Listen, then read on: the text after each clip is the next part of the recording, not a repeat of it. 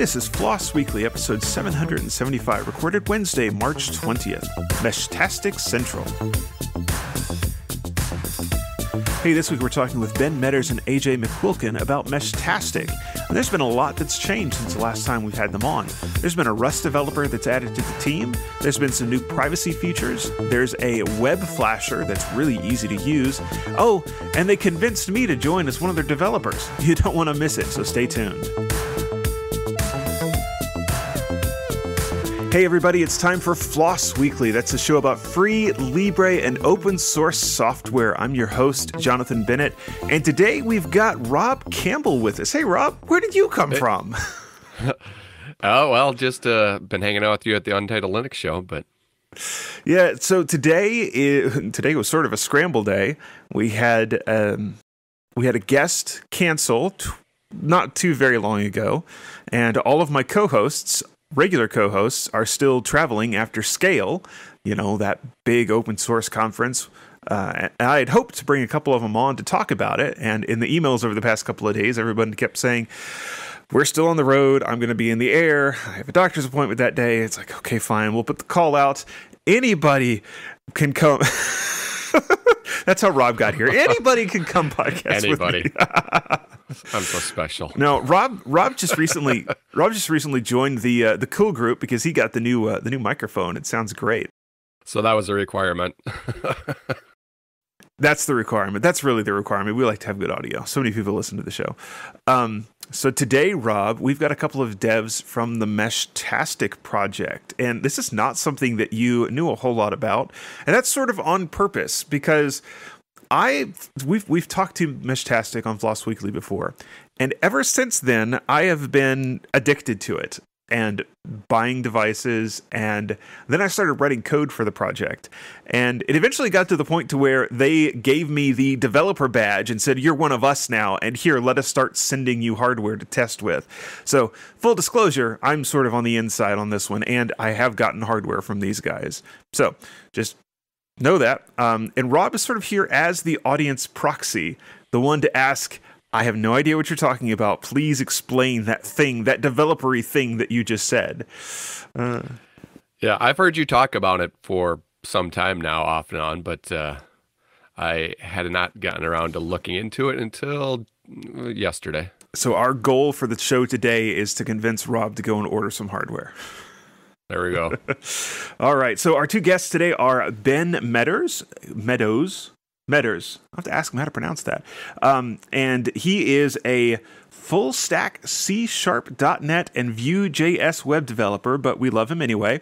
And he is sort of the lead dev, the guy on the top of the Meshtastic stack. And then we also have Adam McQuilkin. I may call him AJ because his username in Discord and GitHub is AJ McQuilkin. And he is a computer science and engineering degree holder from Dartmouth. He holds a patent in USB hardware, HID design, and he is, a certified wilderness first responder working with SAR part-time, that's search and rescue, which is interesting. We may talk about that too. And he is one of our developers, and he's the Rust guy on the project. And that's interesting to dive into as well. We talked last week about Rust and why everybody should use Rust. And maybe this week we'll talk about what it looks like when a young, talented, excited Rust developer wants to join your C++ project, because that can be interesting. Let's go ahead and bring the guys on. Ben and AJ, welcome to the show. Great to be here. Thank you so much for having us. It's always a pleasure. Yes, thank you guys for agreeing to be here at the last moment. It was literally yesterday, and I went into our shared chat channel and said, guys, we have less than 24 hours till the show. I need somebody. We need anyone. Bottom of the barrel, just please come on. Whenever you throw up the bat signal, I'm there. Yep, and I appreciate it. So let's start with Ben, and because we're on sort of a different platform now, being at Hackaday, let's start real quick with that 30,000-foot view. What is Meshtastic, and why would somebody be interested in it? Yeah, so the kind of the elevator pitch of Meshtastic is it runs on a largely like Arduino code base on little low-powered devices that have LoRa radios. And The idea is that you, or at least the typical path for folks, is that they go and download the Meshtastic app and they pair to these devices and send text messages and position, location information, telemetry messages, any kind of small things that you can fit into small packets.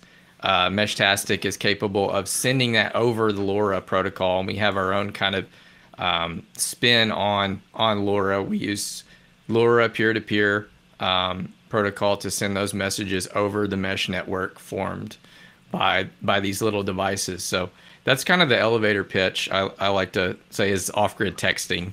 Yeah. So let's get out of the way real quick a couple of questions that we see all the time.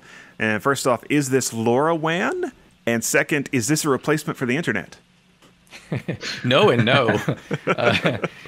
You know, the LoRaWAN question almost, I would say, comes up daily in our Discord. People are like, hey, how do I get this onto LoRaWAN?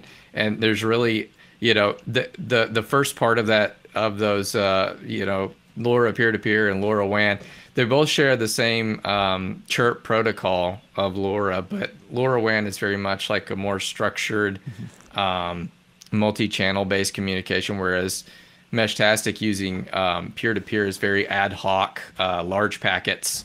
They're fundamentally incompatible. There's some shared hardware, which makes it really interesting, and I think that probably adds some confusion to the matter. But even the large nature of the LoRa peer-to-peer packet size, we're still talking about 256 byte packets. So these are very small payloads that we're sending. This is not a replacement for the internet, unfortunately, dashing some people's hopes and dreams.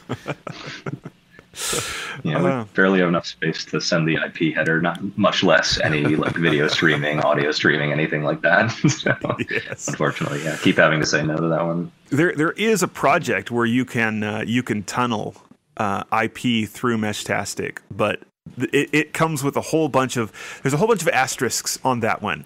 You know, like a bunch of caveats. Look, you've got to be doing this on the fastest settings. Please don't do this on the public channel, and you're on your own good luck. Yeah, I think there's some interesting cases there for like SSH sessions over the highest bandwidth channel, but it's not what I would call a great experience for the most part. Yeah, so we do have a question, and this question actually came in even before we started the show. It's David Ruggles, another friend of ours. He says, I'm excited to hear from Meshtastic today. I want to start playing around with this. My first question is, how do we get started? He says he's played in both the Raspberry Pi and the Arduino ecosystems. He normally starts with a breadboard and wires, and he's seen the rack Meshtastic starter kit referenced in the docs, but he says, it looks like it needs soldering to get started. Is that true? And is it the best place to start? And do you want to take that one? I have some of the hardware. It can be like the showcase if you want. Yeah, the rack Meshtastic starter kit is a really great one to get started with. Yeah, AJ's got one right there. So there shouldn't necessarily be any soldering required unless you want to add a screen, but you don't have to have a screen within Meshtastic. Yeah. Plenty of people run nodes headless and just keep everything in the app. The screen is more for diagnostic usage, unless you're trying to use the device as a standalone Meshtastic device, which requires a lot more buttons and more involved stuff. But no, you shouldn't need. You just need a battery if you want to run it portably, and that's a great one that I would recommend getting started with. And we have a lot of documents in our meshtastic.org that kind of have some instructional stuff in terms of getting started and recommended hardware. But that one's the number one for me, the rack. Yeah, and then what about Raspberry Pi? Is there any option for using that? Yes, I'm glad you asked, Jonathan. This is a very inside baseball question. Go ahead. Yeah, I was going to divert to you for that one. Yeah, you are the one who knows about that. Promising new developers, Jonathan Bennett has worked very hard on Linux native support for Meshtastic. So, we have Raspberry Pi, I think, is the most compelling target because it's kind of aligned with the whole low power portable operation. Not that the Raspberry Pi is equivalent to some of the Arduino stuff in terms of power usage. It's obviously, because it's a full blown Linux SBC, it's going to be a little bit more power hungry, but there's a lot of opportunity there in the future for like base stations and stuff. But the key with the Raspberry Pi and the Linux native in general is making sure that your LoRa radio that you're adding on to that has SPI bus exposed. Yes. One of the things that we see almost like every day is some folks coming in to the Discord asking about that one particular wave share hat with UART on it's always that the one wave share board that has UART, and we just can't support those types of hardware. We have to use SPI to talk directly to the LoRa radio because we have such a tight communication with the LoRa radio using a library called RadioLib that's kind of underpins all of our transport level stuff. So that's kind of the basics of the Raspberry Pi. Is you need header, your Raspberry Pi with headers and your LoRa radio hat, and you can obviously breadboard your own if you can find a compatible bare LoRa radio. But I always recommend that folks start with the WaveShare SX1262 hat that has SPI. Yes. Yeah, there's some fun stuff going on there. What's that, AJ? Yeah, I was gonna say, like, so I usually recommend, like, it depends on where you are. Like, I think technically, like, it sounds like if you're doing Raspberry Pi and you're ready for soldering, then I would agree with Ben. I think you'd probably want to go the route of going maybe a Raspberry Pi or the rack starter kit. But I guess for non-technical people, like, I started this project and I wasn't like super technical about all of this. I started with one of the T-beams, right? These are like pre-made boards you can get. These, you stick a battery in and you can immediately get started and go. So I guess I'd caveat that with, like, if your goal for this project is to just chat with people, then the racks can sometimes be a bit of a pain depending on how much setup you want to do. But if you want something to just get started and going, we have Etsy shops. These are available on wherever, Amazon, Alibaba, all of that. So I guess that's like a small caveat to what Bennett said. Yeah, and it kind of depends upon what your budget is, because you can buy the rack for not very much. You can buy one of the T-beams for not very much, or you go to the Etsy shop and buy something like the Messenger, which you could barely see it. It's the little red thing back there with all the buttons on it, and that is. It's a pretty impressive device, but it costs like I forget exactly how much. If you have him build it for you, it's like $200, I think. And you know, when you first see that price compared to everything else, you go, "Oh my goodness, that's ridiculous! How much that is!" Until you go to build one yourself, and you realize, one, how many parts go into it, and two, how fiddly it is to put it together. And it's like, okay, that's a reasonable price, isn't it? Yeah, there's not a whole lot of turnkey devices out there, and so right now I think we're at a point where there's a lot of kind of cottage industry makers like Tony Trofo that put out stuff to help people get started. And then there's a few manufacturers, like the T-Echo device from LeGo is a quote unquote turnkey device. It's got a screen, it's got a GPS, it's got a injection molded case. Yeah. So David asks again, can Meshtastic be used for IoT communication, or is it overkill for something like that? He says he's looked at Luren directly, and it seems to have a high barrier to entry. Maybe Meshtastic is either better documented or easier to get into. I would say IoT is one of the things that is very interesting for Meshtastic. You want to expand on that?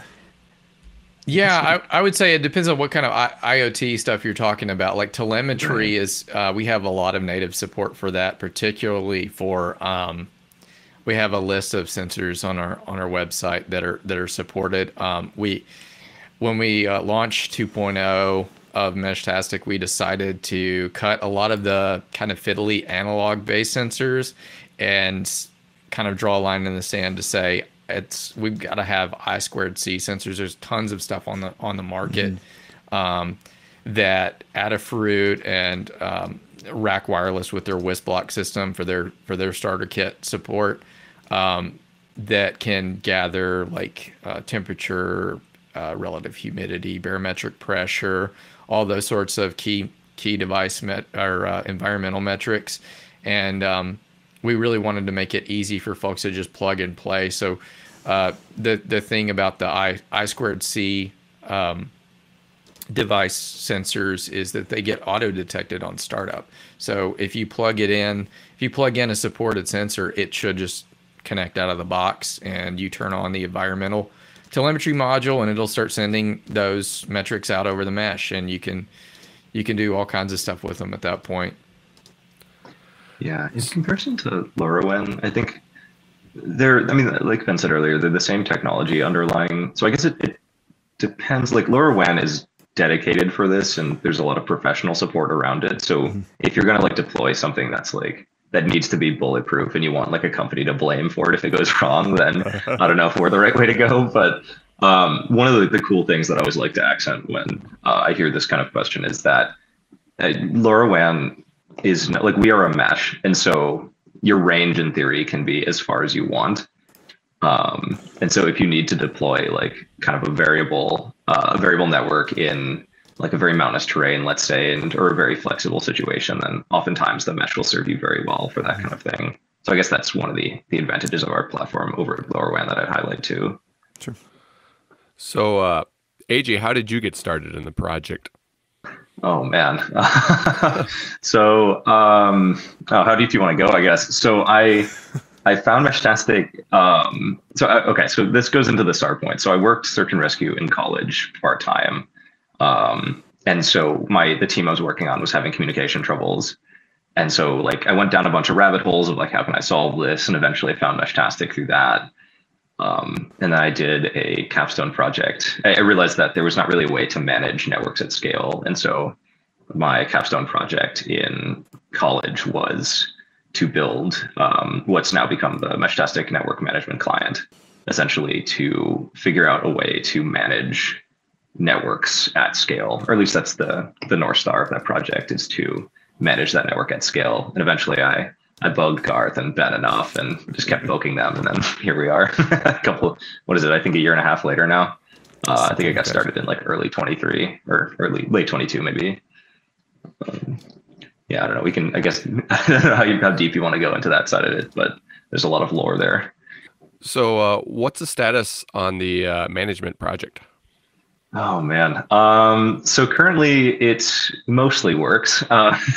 No, so I think the management client's always in a state of churn, because it's like I think it's been cool to see how excited people are about the management client. And I think there's been a lot of different ways I think people want to go with the client. And so right now this week, like working on a refactor to make, actually, Jonathan, you know this too, like to make the connections more reliable and to make sure that it doesn't randomly like time out serial connections, that kind of thing. I've been a guinea pig for that. You have. I've just been pinging him randomly of like, hey, I just pushed a change. Can you fix this? Or can you test this? And then you're like, no, it still times out. And I'm like, okay. I go back and work on it. But yeah, like right now, I think my personal goal for it is to get it to a point at which it's completely reliable and it just works as a standard client. And then to start accenting more of those like network-based features, such as like graph analysis or even remote administration. So I guess I view those at this point more as like North Stars than actually practically implemented stuff. How long do you expect it to take before you get it to that kind of status, or how complete is it? How complete is it? Well, I guess what do you want to do with it, I guess, is the kind of the threshold. Yeah, I mean, I don't know. I think I always hesitate to put like an actual timeline on it, just because like the unfortunate reality for me is that I'm doing this as like as a part-time thing, and I like have a full-time software job, so it's kind of like at the mercy of that side of my life. I don't know. I guess it depends on I guess what you're looking for. Like I think in terms of it being bulletproof, like I'd love to get there by V3. By the time whenever Meshtastic releases V3, I'd love to have the network management client ship as a fully tested, fully reliable client. But I guess I kind of hesitate to put more of like a strict timeline than that. One of the things that I think is also worth highlighting about kind of the state of flux within the network management client is it's actually some of the features that it relies upon are fairly new into the firmware. So the neighbor info module that we added to kind of support some of the visualization of the mesh topology is still pretty new within the firmware. So that we've kind of had to go back and retrofit the firmware with some of these features that would even make the things that AJ is wanting to do with the management client possible. So we're trying to remove some bottlenecks on our side to make sure that he's got what he needs on his end, and that's kind of a common theme, I would say, with Meshtastic is like everything goes through the firmware, so you have to have a lot of collaboration and interaction between the client developers and the firmware guys. Mm-hmm. I understand there are other clients. What's the status of those other clients? It's still a lot of work to do on those. I guess, Ben, you want to take that? I can speak only probably to the web and Python clients at this point. Yeah, I would say that the most complete experiences within Meshtastic are the Android and the iOS app, because those are kind of, I think, where most folks use Meshtastic is for like the text messaging and the mapping features. So those are pretty feature complete. They also each have dedicated developers, which I think is one of the things that makes a big difference. Yes. And Meshtastic originally shipped with the Android app, so that one's kind of been brought along the longest. Mm-hmm. And then Garth later on came along and developed the iOS app. There's also some clients in terms of like the Python CLI client for doing some of a little bit more advanced features for configuring nodes, for instance. And that one that's another one that got shipped with the original version of Meshtastic and has not really had a platform owner maintainer. I've just kind of been helping it limp along lately. So we actually put out patches to it, right? Yeah, we actually put out I put out a GitHub issue the other day to just kind of call for like, hey, somebody want this? Right. Yeah, and that's the unfortunate, like a lot of like, I forget who mentioned this, but a lot of Meshtastic's clients, are like primarily single developer things where like someone takes ownership of it. Like the management client has been kind of my like pet project for a while. And then like each client usually has like one person who's kind of that primary. And I think one thing we've been chatting about is like, because I'd love contributors to the management client, but I think like one problem that's having is there's a huge barrier to entry on the code base, just because like fundamentally the stuff we're doing is like somewhat complicated and we're working in like a weird desktop stack, that kind of thing. But it's kind of like an open question on the project right now of like, how do we, first of all, get people excited about actually working on the clients? Because we're very lucky to have a huge contributor base to the actual firmware. Which is phenomenal. Like, always love that community. But I guess one thing we're considering now is like, how do we make our clients accessible? How do we get people to feel ownership over the clients? And specifically the very top of mind one, like Ben mentioned, was the Python client, where we haven't really had that person for a while. Although for someone like, I'll jump in real quick. Sorry. I'll be one of the guests on this one for just a second. There's also the web client that is great, but it's behind a little bit too. There's some things that just you can't set there or that don't work there yet. And I don't know that there's anybody that really has made that their project either. We have somebody that recently added. So a developer came and essentially said, well, why doesn't the web client work on the Linux native stuff? And it's like, it's hard and nobody has spent the time on it yet. And he's like, let me see what I can do. And came back, a few weeks later with a big patch that made it work. And it needed a little tuning up, but It works. It works really well. I think there's one or two little crash issues that can occasionally cause a crash. I'm still trying to figure those out. But the wider web client, like the actual JavaScript stuff of it, needs some love. And I'm not sure who's going to jump in and do that. Maybe it's going to be me. I don't know. Hopefully not. Maybe we need to put an issue out there on GitHub for that one too. Yeah, we probably should. There's also there's also some unofficial clients kind of in the community too. I think there's some Go code that is capable of communicating with devices, and then I've got a C# based CLI/library, and it's multi-platform. So, of course. Oh, there's my evil C#. Yeah, there's other stuff too. Microsoft. Like I've seen on Reddit, somebody put together a cross-platform client, like a really simple one. Well, no, I was going to talk about the Lisp one first. Oh, I haven't seen the Lisp one. I think he said it was. Send me a link after this. That's cool. I'll see if I can find it. Yeah. Basically, he said there's no simplified client yet. So I wrote one, and I contacted him. I'm like, dude, this looks really good. Would you be interested in coming on the Discord and making this a little bit more official? And he's like, well, maybe, but it's in Lisp. I doubt anybody would really want to do anything with it. I'm like, okay, fine. And then there's also another one that's written in Flutter and Dart. Randall, when you go to listen to this later, somebody's using your language. And that one looks pretty interesting too, but those are, strictly unofficial at this point.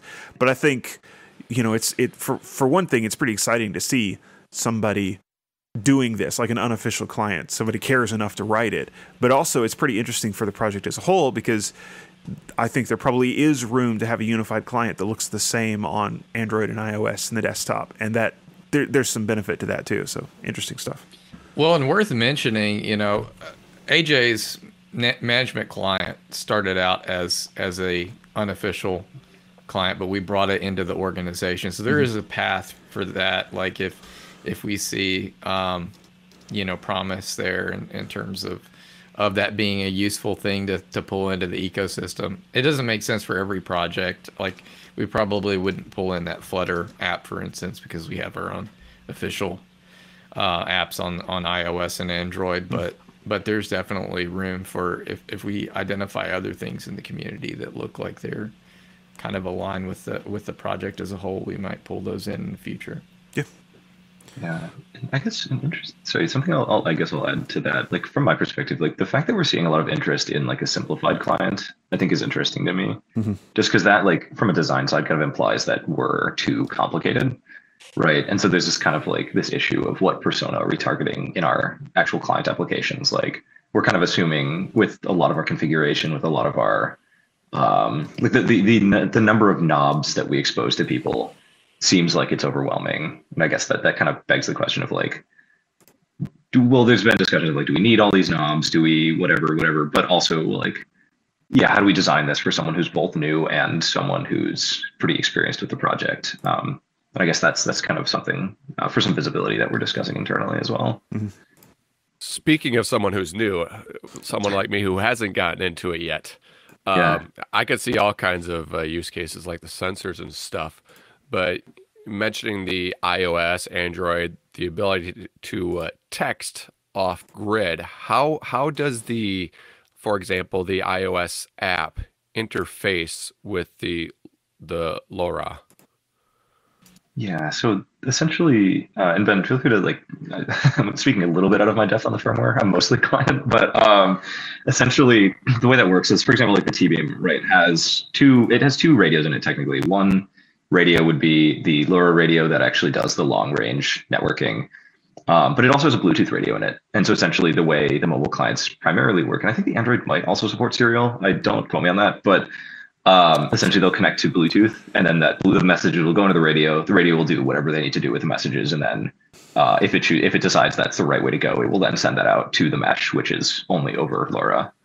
I don't know if you have anything to add to that, Ben, but that's I think the highest level explanation of that. Yeah. Bluetooth is typically how we connect to devices from the mobile side of things. The Android does, as AJ mentioned, it supports serial and Wi-Fi connection for some of the like ESP32 targets that have a Wi-Fi radio, but Bluetooth is generally the avenue. One of the outstanding to-do issues that I'm aware of is adding Bluetooth support to the native client, because people will have their like a Pi Zero with a radio and a screen on it. It's like, this thing is great, but how do I talk to it? So how do I do, right? What do I do with this thing? Yeah, and it's like, oh well, the Bluetooth, it's not there yet. It doesn't work. It's on the list. We'll eventually get to it. Well, that's the fun thing, is there's a lot on that list. Yes, there is. That's how these projects work. Unfortunately, there's always a list, and whoever takes it off that list will be the person who sees it first, I guess. Yup. I've read on the site, it mentioned a range. I think it was 158 miles, and I don't remember the kilometers. And I believe those were more like theoretical maximums, or the maximum that somebody has done. What's a realistic range? Well, one of the cool things about LoRa is it's essentially line of sight, right? So the reason that our range is that distance is because that's the furthest people have been able to get line of sight. That was a balloon test, wasn't it? Oh. I think there was a balloon test. There was also someone who did a shot from Calgary down into Montana, which was that one blew me away when I saw that. It was like you not only went cross border, but you went like significantly cross border. Mm-hmm. So I guess that's my understanding, is that it's primarily just how far you can see, because we don't diffract that much. But if you can see someone, just because of the nature of how LoRa works, you can get significantly signal specifically below the noise floor, and so. That's kind of one of the cool things about us, is if you can see it, you can likely talk to that person.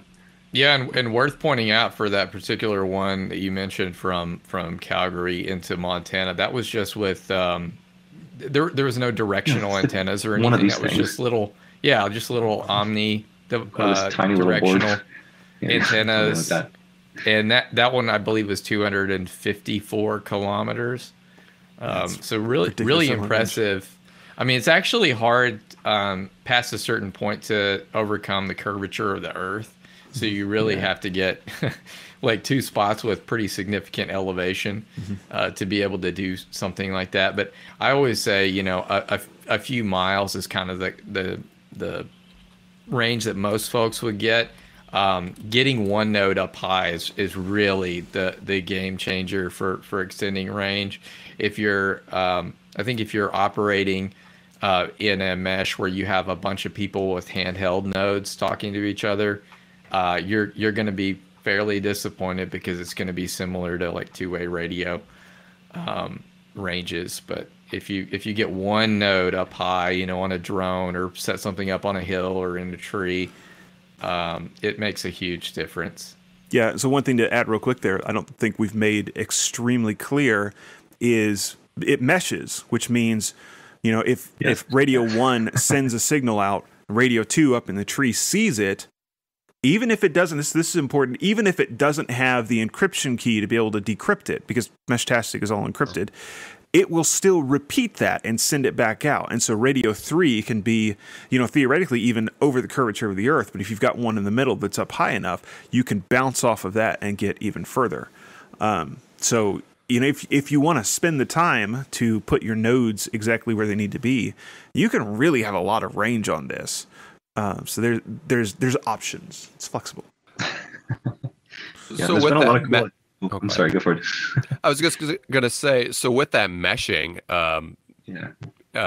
how many nodes can you mesh together? What's the scale we could really look at? This is the eternal question.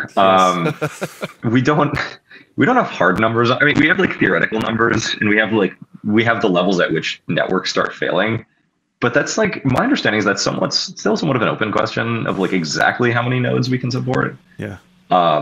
That depends a lot on like your hop. So we have a parameter like called hop limit, right? Where it's the number of bounces essentially a packet can make before a client just stops, or a given node will just not repeat that packet anymore.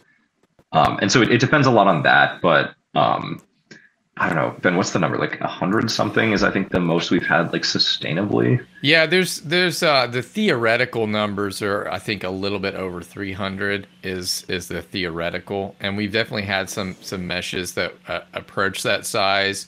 A thing that we've actually been running into a lot more lately is larger meshes, as we've introduced features like our MQTT bridging. So that's a message broker that you can enable a connection to basically do internet backhaul to your mesh. So you can kind of glue different mesh networks together, and that has created some absolutely massive regional meshes. The US one, I don't know how many nodes are in that, but you pretty quickly run into limitations of what the little these little Arduino boards can handle in terms of RAM usage. So we've actually had to make some changes, like rolling the oldest node off of the internal database to make room for new nodes coming in. And so as you get kind of closer to these theoretical limits, we have this sort of rolling ring buffer of nodes coming through the device. So it's definitely presented a lot of technical challenges, but we don't have we always say that maximum number of nodes in a mesh is kind of a fuzzy number, because it depends a lot on your configuration, what hardware you're working with, and how chatty everything is. It's kind of a sliding scale.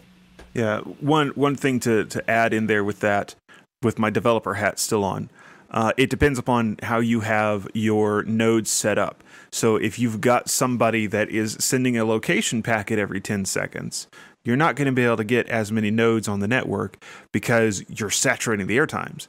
Whereas if you have all those nodes set up, kind of carefully to behave well on your mesh, you can get a lot more. You have a lot more room, a lot more headroom to grow. So it kind of depends. Well, as you said, it depends upon a lot of things.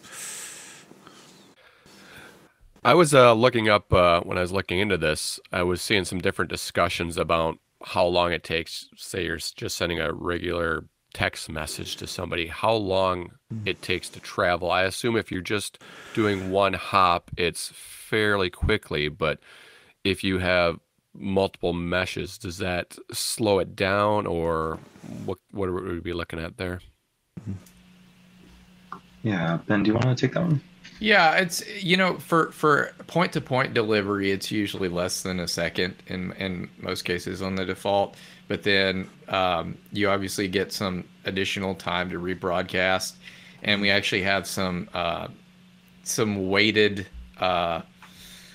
rebroadcast delays that make sure that there is not as much of a contention window, so that nodes don't sort of rebroadcast over each other and cause packet loss. So it could take a few seconds for that delivery to happen as you increase the number of hops involved to actually deliver that message. If you don't have direct line of sight to that particular node you're communicating with. Yeah, because all of your devices that can talk to each other, they're going to be on the same frequency. And on that frequency, in a given region, you can basically only have one of them talking on the airwaves at the second. It's a shared ether, the way the old school Ethernet used to work. And there's not a clear path to go to go from a shared ether to the way Ethernet works now. There's been a few ideas thrown around about how to do this in some very complicated ways, but for now, it's all shared airwaves. So, only one can talk at a time, and that does limit how quickly things can propagate, because all the devices sort of have to take their turn. All right, I'm going to take my developer hat off, and I'm going to put my my podcast hat back on, and I'm going to ask some questions again. We had another one from the chat room, and that is the system store and forward, or is it real-time communication only? And basically, when an app connects, could it see historical messages, or only messages sent while it's connected? And there's really, he didn't mean to, but he's asking two very different questions here. Let's talk first about what happens when you connect an app to a radio that's been running for a while. Yeah, there's we have a concept of we call it the two-phone queue, and it's basically a prioritized queue of messages that have not been delivered yet to the phone. Mm-hmm. So those queue up as you receive text messages over the mesh. but there's not really a whole lot of storage there because, again, we're talking small Arduino devices with not a whole lot of memory. So we always say like there could be a few messages stored on the device, and then once you connect, those will get delivered to the phone clients. But I wouldn't count on guaranteed delivery for those if you're not connected. And the other question about the store and forward versus real time, it's in most cases it's real time, but we do have a new store and forward module that you can enable on the firmware, and that is specifically for router and router client role nodes. So that's a configuration that you have to enable for a particular node, and it's also limited right now to the ESP32 devices that have a external PSRAM module. And the reason for that is we don't have a whole lot of memory to work with, so keeping those kind of a ledger of those messages that have been observed over the mesh takes up quite a bit of memory. So we have to use external RAM basically to store those. For now, we've talked, and I think there's an issue on GitHub to talk about the potential of maybe storing those on the file system instead, even like SD card, flash memory. And I think, Jonathan, you know, the Linux native, right? That should absolutely be something. We have plenty of resources there. Yeah. So, but those are features that you can unlock, but they're not necessarily native to the mesh if you're setting up things on the defaults. Yeah, one of the tricky things about this is, there's a bunch of schemes that you could dream up and add to it, but we're so bandwidth restricted.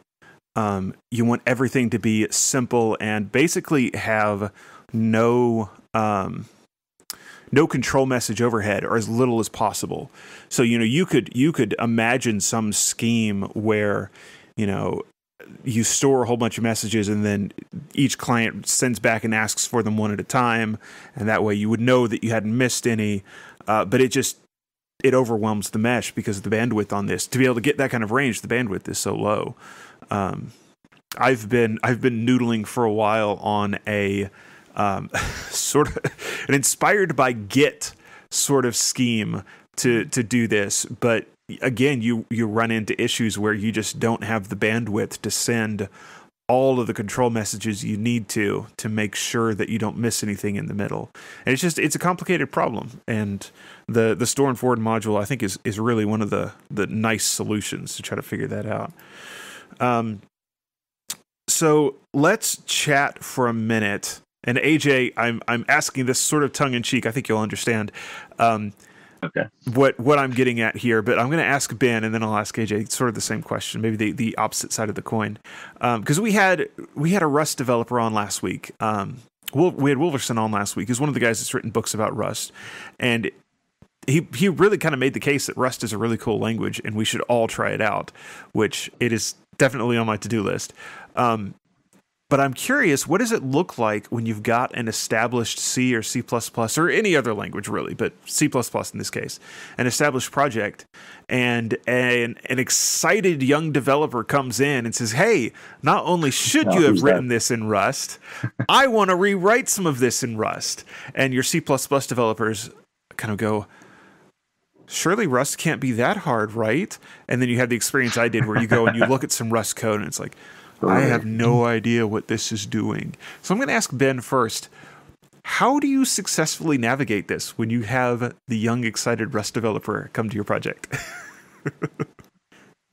I think with anything like this, you give people an opportunity to like, hey, what can we do with this new technology? Can you show us some examples of how we might integrate it? And I'll just go ahead and say I'm not a big C++ guy.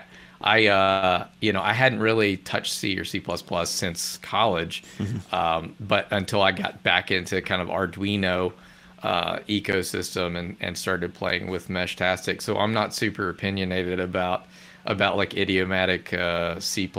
So there was never any presumption on my part about whether we should do things with one or the other. So I'm probably the wrong person to ask on that front, but I know there's definitely some opinionated ideas about how things should be structured with like idiomatic C++ versus Rust. I personally like what I've seen of Rust. With the limited amount that I've played with it, I think I've done a tiny bit of code in the. You built a flasher, right? Or you built like a prototype flasher, yeah. Yeah, I did a little bit. That was cool. Yeah. I want to talk about the flasher here in a minute, but I think it's an interesting topic to chase down. So AJ, let's ask sort of the opposite side of the coin to you. How does a young, excited Rust programmer come to a project that is full of C++ code and not get yelled at and told to get off my lawn? How do you approach that in a way that's likely to succeed? Well, so I guess it depends on what you mean by succeed. And I think this is kind of the journey I've had to go through, right? Of like, I think, no, right. Of like, I think you have to change your definition of success, right? Because fundamentally, like what makes Meshtastic cool isn't the language it's written in, it's the community that's around it, right?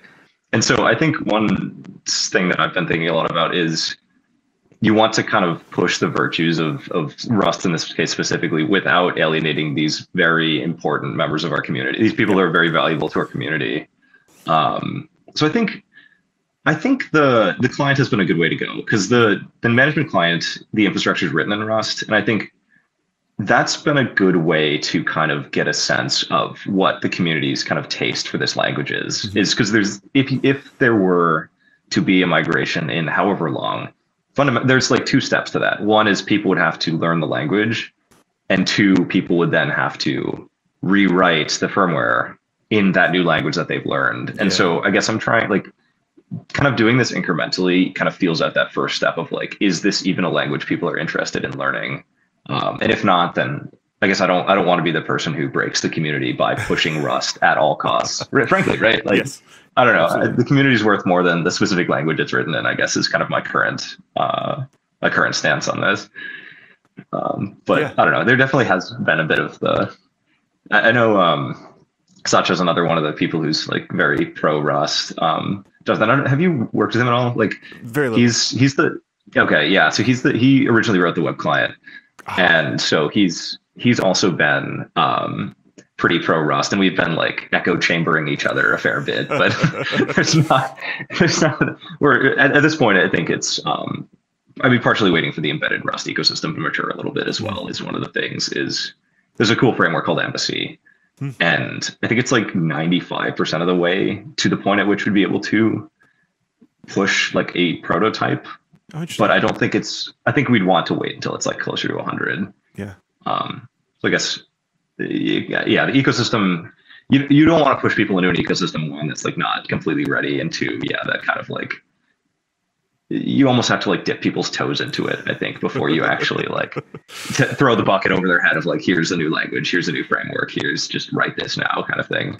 Yeah. Yeah, that's perfect. That's very much sort of the flavor I was thinking of. So we could talk about that more, but we are getting really close to out of time, actually. And I know there's at least one more new thing, and I think this is one of Ben's things. The web flasher is fairly new and actually really pretty cool. I used it for the first time just the other day to test something out, and it was like, oh, okay, this is really neat. So give us the rundown on that, Ben. Yeah, we had kind of an unofficial community web flasher that Thomas Caveman, for those of you on Discord and GitHub, he had actually hosted that, I think, like in his basement for the longest time.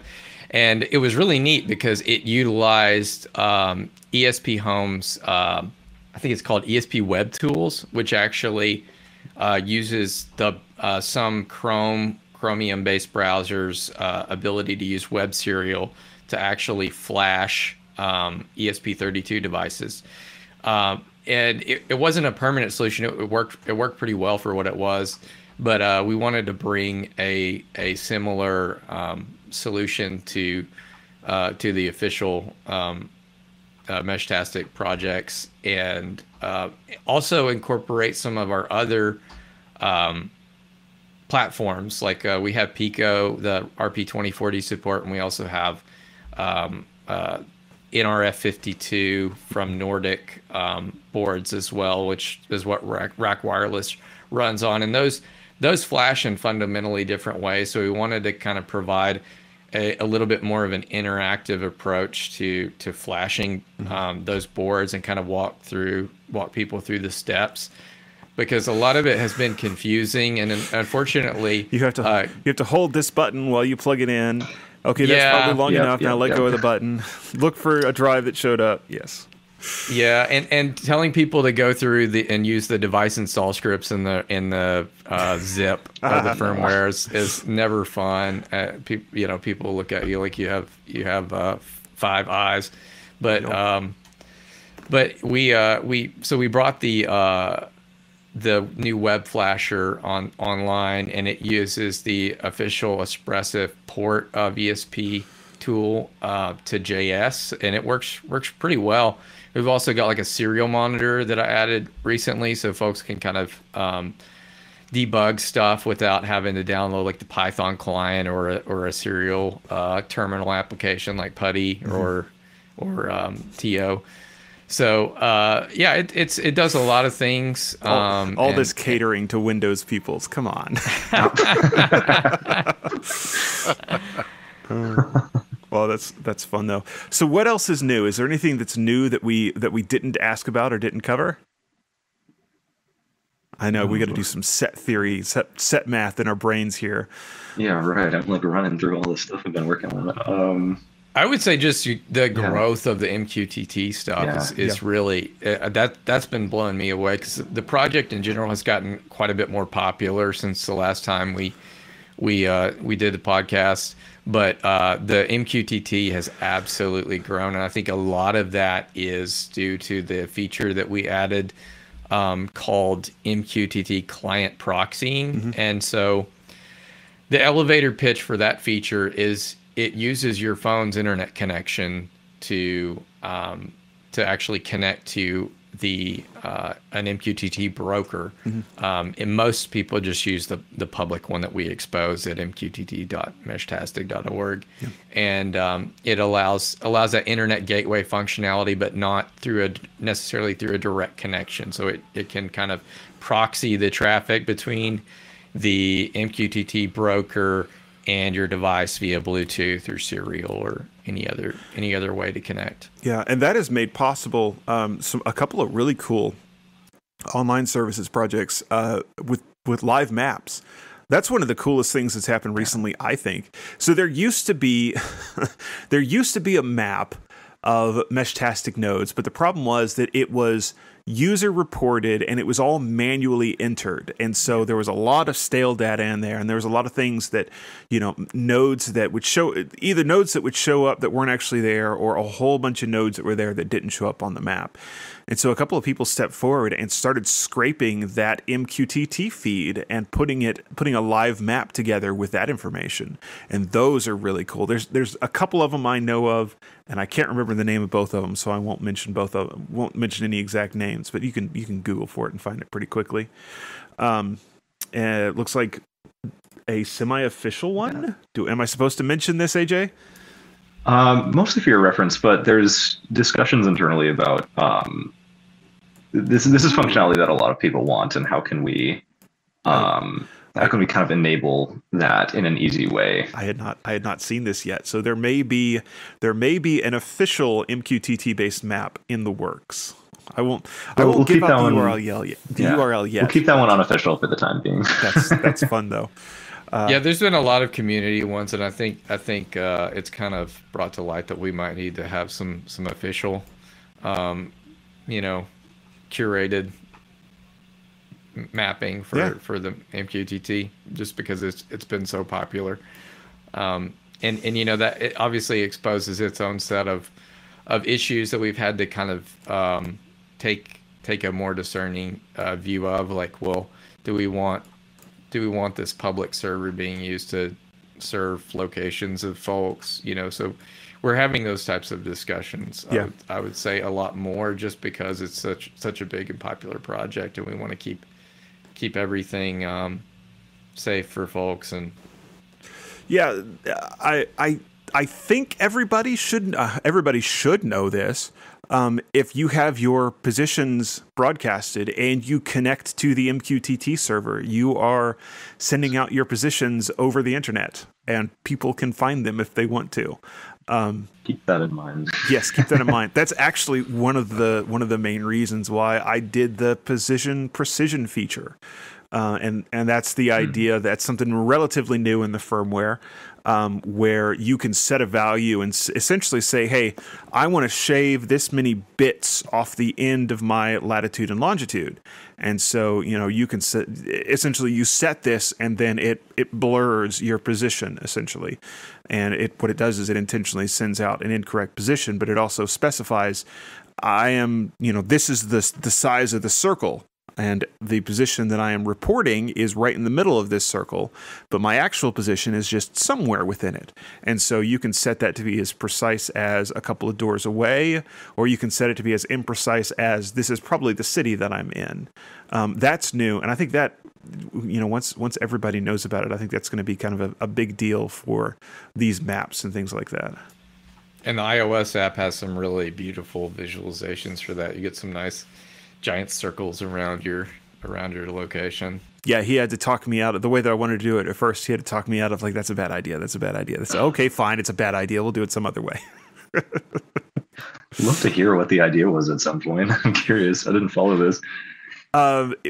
It was instead of a value assigned to the channel, it was a set of 8 values that was just assigned into the rest of the settings. And then if channels moved around, whatever client moved the channel would also have to move those values around. I was like, it should be easy, right? And he was like, this is not a thing. Well, that means the client developers have to remember how to do it, right? Exactly. Yeah. Exactly. He was like, this is going to get out of sync. It's going to be a disaster. Okay, fine. We'll come up with a different way. And actually, the way we came up with to do it, I really like, because it gives us now a place to put per channel settings that don't belong in the QR code. We're getting into inside baseball here. This is where Rob is supposed to jump in and say, I have no idea what you guys are talking about. This is meaningless, right? It's easy to do on this project. It's so deep. I know why Rob wasn't jumping in. He's muted. Unmute yourself, Rob. I was listening very intently. Trying to figure out, what are they talking about? Oh, all right. Well, hey guys, it is 12:30 Central Time, at least. We have filled an hour with this. It has been a lot of fun. Thank you each for being here. Is there anything that you want to plug that we didn't mention, Ben? No, just visit us at meshtastic.org. Join the official Discord. Yeah, it's a huge community, and there's a lot of helpful people there. Yes, the Discord is where things are happening. That is for sure. Yes. AJ, anything you want to get in right before we let you guys go? Discord, and come check out the management client. Come tell me where it's broken. I think there's probably going to be a release of that, like either a 3.1 or a .4 release before too long, and hopefully fewer things will be broken there. That's the dream. Always the dream. All right. Thank you, guys. Thank you so much for being here. Thank you so much. Yeah. See ya. All right, Rob, have we convinced you? Or are you going to go order some hardware? I mean, this talk really has got me excited about the stuff. I just haven't quite figured out what my personal practical use case would be. But, I mean, that's never stopped me before on spending money. Yes, yes, absolutely. Oh, you've talked me into spending money on a few things. I've got a Pine Watch somewhere around here that seems like the coolest thing. Yeah, me too, and I never touched mine after I took it out of the box. Yep. So there is a Meshtastic device. It's from LilyGo. A couple of them that are in the form of wristwatches. So I've got one here that I tried for the longest time to add Meshtastic support to, and it just doesn't have enough RAM to do it, not quite. Although I might revisit that at some point. But you know, one of the things that I find really interesting about Meshtastic is if you've got a GPS in your device, then you can set it to broadcast your position. Well, you could do that on a private channel. And so then you can have like a home base where you can keep track of those devices. And so I've got one in my van. And so when somebody goes on a trip in the van, I can pull it up and say, oh, okay, they're at the post office. Okay, now they're at the library. And now they're on the way home. And I find that really useful. And I also love that I can do it without having to send my data up to Google or to Apple or whoever. And then the other thing that I keep in mind is one of these days, because I live in Oklahoma, Tornado Alley. One of these days, the big one, tornado-wise, is going to hit my town. And it is not uncommon for when that happens that communications just totally go down. And so the other thought that I have in the back of my mind is it would be nice to have this set up to where when that happens and the power is off and the phone lines are down and the internet is out, I can still get a hold of people and do some coordination, who needs help, who needs a pickup, that sort of thing.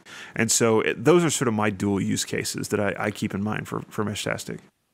So when you get it working on that watch, I could get my kids some new watches. And then when the power and everything goes out, I can find them wherever they're at. Yeah, and that is exactly the one of the other things that I keep in mind. LilyGo has been teasing a watch, the more powerful version of this with a GPS built into it. And I think when that actually comes out, it's going to be a really interesting project. But it's not quite done yet. It's not fully baked.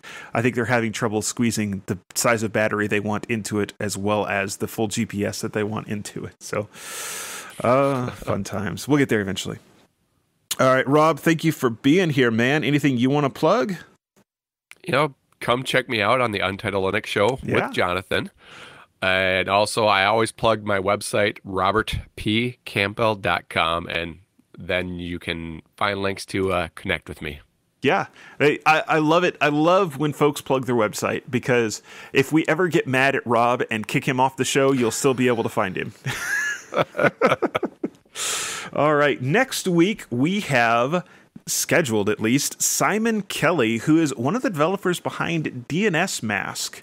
DNS Mask is one of those projects that I am sure, use because it probably runs in your router. But decent chance you've never heard of it. It's one of those projects that makes the internet work, and it's going to be super fascinating to talk to Simon about it, and maybe find out from him how many of these new cybersecurity laws are going to make his life difficult as an open source developer of this thing that is everywhere. So that is next week, and you don't want to miss it. Thank you to everyone that was live in the chat room, took some questions from there, and thank you to everyone listening on the download. We sure appreciate it.